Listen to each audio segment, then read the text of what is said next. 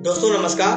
दोस्तों मैं दीपक कुमार श्रीवास्तव स्वागत करता हूं अपने चैनल पर। साथियों, आप सबने रामायण के अनेक प्रसंग सुने होंगे, परंतु आज हम जो प्रसंग आपको बताने जा रहे हैं उसके बारे में बहुत कम लोगों को ज्ञात है।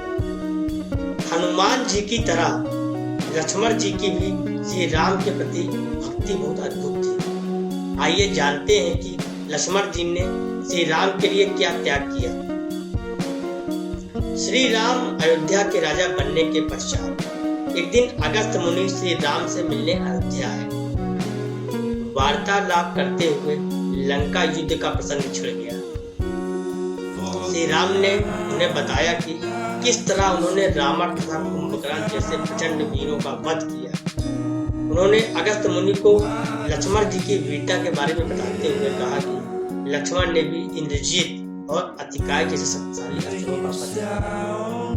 यह सुनकर अगस्त्य मुनि ने श्री राम से कहा कि चाहे रावण और कुंभकर्ण प्रचंड वीर थे, परंतु लक्ष्मण ने इंद्रजीत का वध किया, इसलिए वह सबसे बड़े योद्धा हुए। अपने भाई की वीरता की सत्ता सुनकर श्री राम बेहद प्रसन्न हुए और उत्सुकता से उन्होंने अगस्त्य मुनि से पूछा कि इंद्रजीत का वध रावण से ज्यादा मुश्किल कैसे था। श्री राम की उत्सुकता को शांत करने के लिए अगस्त्य मुनि ने श्री राम को बताया कि इंद्रजीत को ये वरदान था कि उसका वध वही कर सकता था जो 14 वर्षों तक ना तो सोया हो, जिसने 14 साल तक किसी स्त्री का मुख न देखा और 14 सालों तक भोजन न किया। यह सुनकर श्री राम बोले, वनवास के समय में नियमित रूप से लक्ष्मण को उनके हिस्से के फल फूल देता रहा।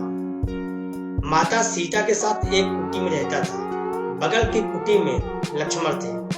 फिर सीता का मुख भी ना देखा और 14 वर्षों तक सोए ना, ऐसा नहीं संभव। अगस्त्य मुनि श्री राम की बात सुनकर मुस्कुराए और कहा कि उन्हें लक्ष्मण जी से ही पूछा जाए। अपने प्रश्नों के उत्तर जानने के लिए श्री राम ने लक्ष्मण जी को बुलाया और कहा कि हम तीनों 14 वर्षों तक साथ रहे, फिर तुमने सीता का मुख कैसे नहीं देखा, फल दिए गए फिर भी अनाहारी कैसे रहे और 14 सालों तक बिना सोए कैसे रहे। लक्ष्मण जी ने श्री राम को बताया कि मैंने कभी सीता माँ के चरणों के ऊपर देखा ही नहीं।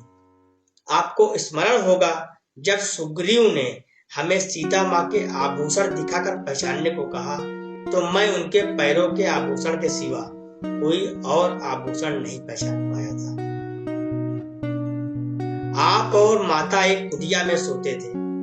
मैं रात भर धनुष पर बाण चढ़ाए पहरेदारी में खड़ा रहता था। जब निद्रा ने मेरी आंखों पर कब्जा करने की कोशिश की तो मैंने निद्रा को अपने बाणों से बेध दिया था। ऐसे में निद्रा ने हार कर स्वीकार किया कि वह 14 साल तक मुझे स्पर्श नहीं करेगी। लेकिन जब श्री राम का अयोध्या में राज्याभिषेक हो रहा और मैं उनके पीछे सेवक की तरह छत्र लिए खड़ा रहूंगा, तब वो मुझे घेरेगी। आपको याद होगा राज्याभिषेक के समय मेरे हाथ से छत्र गिर गया था। मैं जो भी फल फूल लाता था आप उसके 3 भाग करते थे। एक भाग देकर आप मुझसे कहते थे, लक्ष्मण फल रख लो। आपने कभी फल खाने को नहीं कहा। फिर बिना आपकी आज्ञा के मैं उसे कैसे खाता। मैंने उन्हें संभाल कर रख दिया और वह अभी भी उसी कुटिया में रखे होंगे।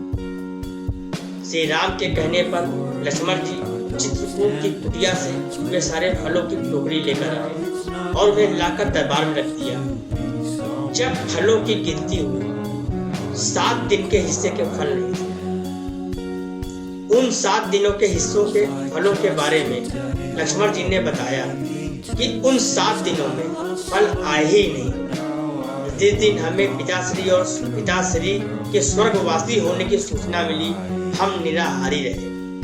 जिस दिन रावण ने माता का हरण किया उस दिन फल लाने कौन जाता। जिस दिन समुद्र की साधना कर आप उससे राह मांग रहे थे, जिस दिन आप इंद्रजीत के नागपाश में बंद कर दिन भर अचेत रहे। जिस दिन इंद्रजीत ने मायावी सीता को काटा था और हम शोक में रहे, जिस दिन रावण ने मुझे शक्ति मारी और जिस दिन आपने रावण वध किया, इन दिनों में हमने भोजन नहीं किया।